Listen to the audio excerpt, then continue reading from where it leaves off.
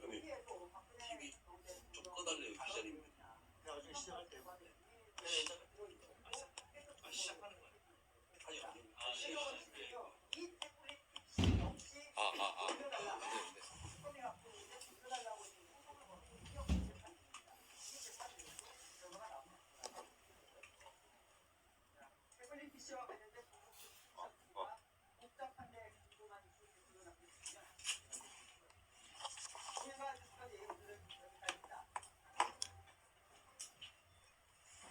식사들 잘 하셨습니까?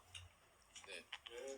저희 기자회견 시작하는데 짧게 영상 하나 보여드리겠습니다.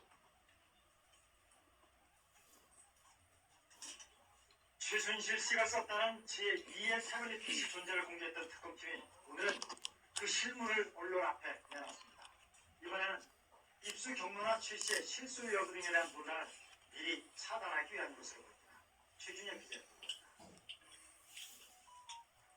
박영수 특별검사팀이 최순실 씨가 사용한 제2의 태블릿 PC 실물을 전격 공개했습니다. 태블릿 PC와 관련된 그런 논란들이 있을 수 있을 것 같아서 저희들이 실물을 직접 가져오겠다는 것을.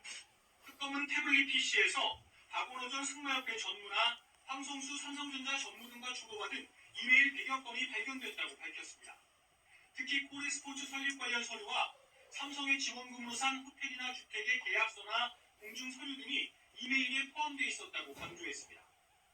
태블릿 PC가 최 씨의 것이라는 근거도 제시했습니다. 태블릿 PC의 연락처 정보가 최순실 씨의 개명 후 이름인 최서원으로 돼 있었고 주로 사용한 이메일의 계정 역시 최 씨가 예전에 쓰던 것으로 확인됐다고 발표했습니다. 태블릿 PC의 비밀 레터도 최 씨 휴대전화와 같다고 밝혔습니다. 특검은 태블릿 PC에 담긴 2015년 10월 13일자 대통령 말씀자료 초안을 전날 최 씨에게 보낸 적이 있다는 조호성 전 비서관의 진술도 확보했다고 밝혔습니다. 특검팀은 정상적인 과정을 거쳐 태블릿 PC를 복원했기 때문에 재감정은 필요 없다며 감정을 하자는 최 씨 측 주장을 일축했습니다. KBS 뉴스 최준혁입니다.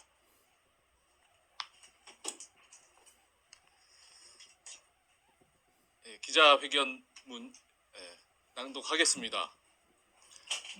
최서원 씨는 이른바 국정농단 재판으로 징역 18년형을 선고받고 현재 청주 여자교도소에 6년째 수감 중입니다.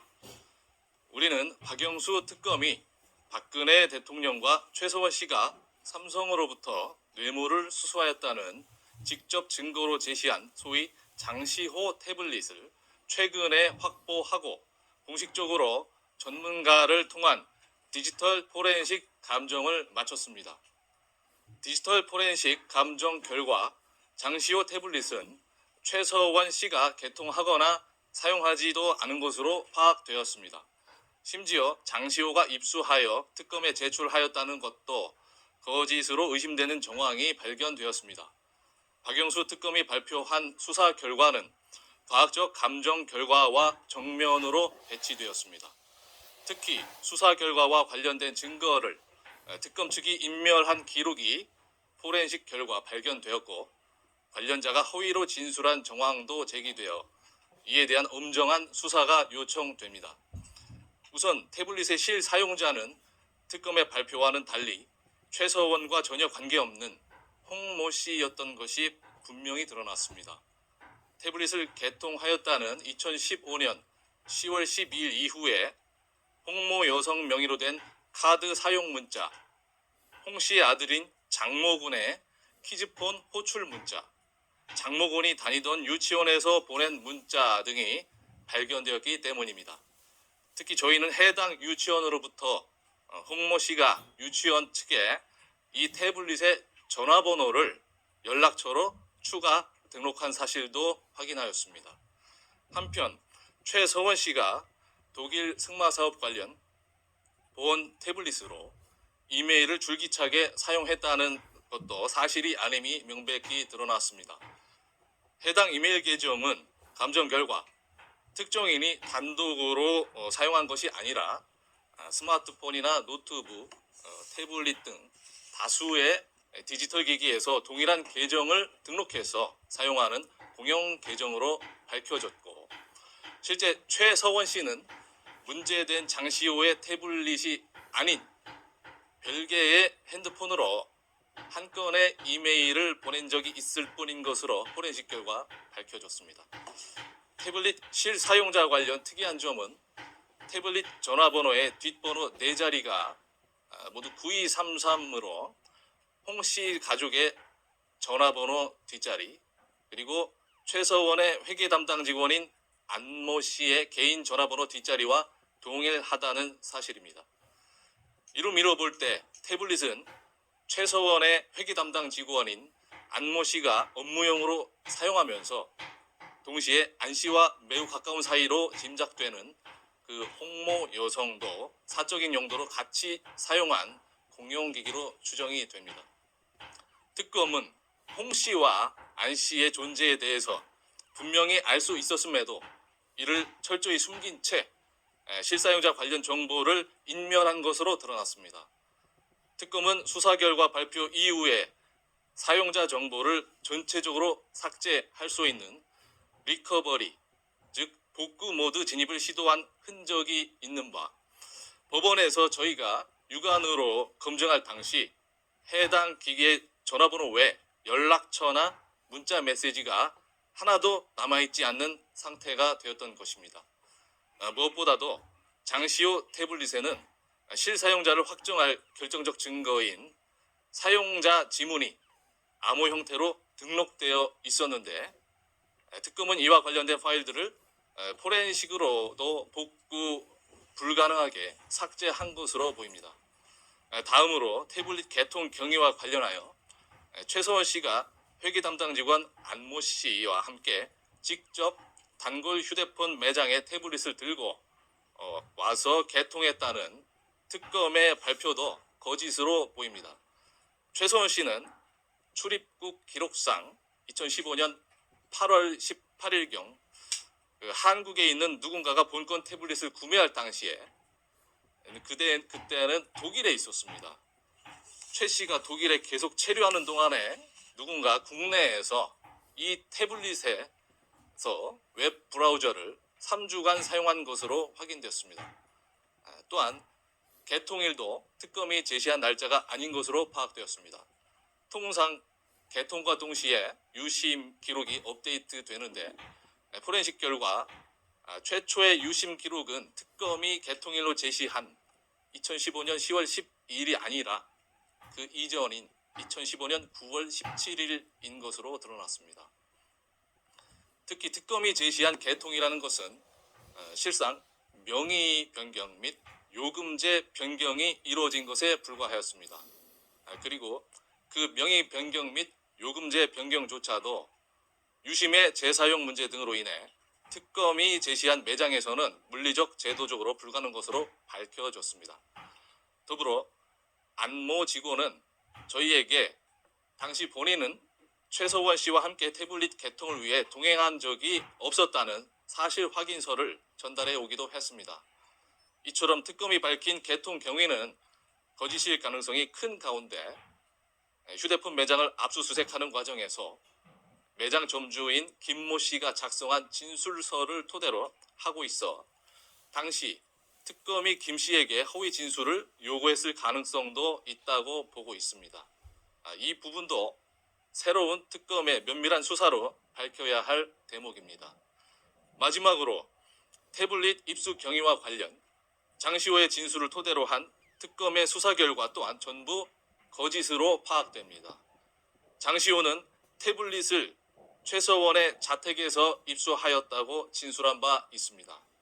그러나 장시호의 진술을 입증할 객관적인 증거인 CCTV 영상, 그리고 관련 수사 보고서 등에 대해서 기록을 보관하고 있는 서울중앙지검은 수개월째 묵살하면서 법원의 문서 제출 명령조차도 불법적으로 거부하고 있는 상황입니다.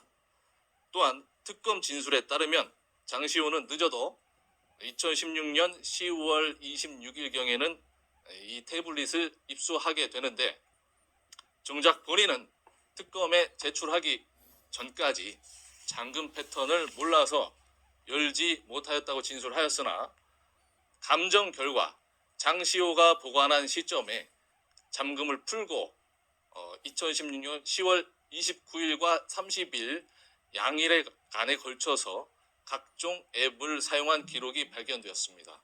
따라서 장시호는 특검에 허위 진술을 한 것으로 판단됩니다. 특히 장시호는 특검 조사를 받는 동안에 갑자기 L자형 잠금 패턴을 기억해내어 주임 검사 박주성의 앞에서 잠금을 해제하였다고 진술하였습니다. 하지만 디지털 포렌식 결과 수사받는 중에 잠금을 해제했던 것이 아니고 조사 시작한 지 55분이 지난 시점에 잠금 설정에 대한 변경이 가해진 것이 드러났습니다. 그리고 그 후 한 달 사이에 잠금 설정 파일이 2차례 더 변경된 뒤 그 내용을 알 수 없도록 삭제한 것으로 드러난 것입니다. 이 모든 것이 정상적인 수사 과정에서는 결코 있을 수 없는 일입니다. 이처럼 태블릿 입수 경위와 관련해서는 특검이 사실과 다른 입수 경위를 장시호에게 허위로 진술하도록 요구하였거나 L자형 패턴 관련 증거를 인멸하였다고 볼 수밖에 없는 실정입니다. 이에 대해서는 현재까지 저희가 서울중앙지검이 일체 공개하지 않고 있는 CCTV 영상, 그리고 특검이 수행한 디지털 포렌식 분석 자료, 그리고 해당 태블릿의 이미징 파일 원본, 그리고 관련자 진술 등에 대한 약간의 추가적인 수사만으로도 사실관계와 범죄 혐의 등을 충분히 확정할 수 있을 것으로 기대합니다. 끝으로 특검은 2017년 1월 11일경에 정례 브리핑에서 태블릿을 적법한 절차에 따라 취급했다는 취지로 발표하였습니다. 그렇지만 이번 디지털 포렌식 감정 결과에서 가장 두드러진 부분이 바로 불법적인 증거 훼손 정황이었습니다. 우선 압수 시점에 즉시 이루어졌어야 할 증거 봉인이라고 있습니다. 그런데 압수된 지 1개월이 된 이후에, 한 달이 지난 이후에야 봉인이 이루어진 사실이 확인됐습니다. 그 사이 태블릿은 누군가에 의해 무려 15번에 걸쳐서 켰다 꺼졌다 반복했습니다. 특검은 연락처나 문자 메시지 등 사용자 정보를 전체적으로 삭제할 수 있는 복구 모드에 진입하기도 하였습니다. 나아가 실사용자를 명백히 특정할 수 있는 사용자 지문 설정을 포함 잠금 장치 관련 파일을 복구 불가능 형태로 삭제한 것으로 보입니다. 심지어 태블릿 내부의 모든 파일을 흔적 없이 수정 삭제할 수 있고 조작의 흔적을 남기지 않는 전문 프로그래밍 도구까지 20일 이상 구동되었습니다. 더불어 불법 조작을 수행했을 것으로 추측되는 인물의 사진이 찍혔다가 삭제된 흔적이 발견되기도 했습니다. 최종적으로 이번 디지털 포렌식 감정을 공식 수행한 전문 감정기관은 태블릿에 대한 불법적 증거 훼손이 일어나 디지털 증거로서의 무결성이 유지되지 않았다고 명확히 결론을 내렸습니다. 국민 여러분, 한 사람을 감옥에 가두어 둘 수는 있어도 진실을 감옥에 가둘 수는 없습니다. 우리는 과학적 방법에 의한 증거 분석을 통하여 국정농단의 핵심 증거로 쓰인 태블릿이 완전히 조작되었다는 사실을 이제야 확인하였습니다. 특검은 그들이 자랑스러워할 무기인 이 태블릿을 정작 법원에 증거로 제출하지 않았습니다. 왜 그랬을까요? 그리고 검찰은 왜 이미 확정된 재판의 기록인 태블릿 이미징 파일을 피고인에게 돌려주지 않을까요? 국민 여러분, 5년 전 국정농단의 핵심 증거인 태블릿이 처음부터 조작되었으며 재판에서 전혀 검증조차 되지 않은 채 형이 선고되었다는 사실은 가히 충격적이지 않을 수 없습니다. 이 부분에 대해서는 반드시 특검을 통해서 그 조작의 진상을 밝혀야 할 것입니다. 특히 법무부와 검찰이 국정농단 수사 기록과 재판 기록을 법률에 반하여 당사자에게 환부하지 않고 있는 것은 현 정권이 조작 수사를 감행한 박영수 특검과 이해관계를 같이 하는 것으로밖에 보일 수 없습니다.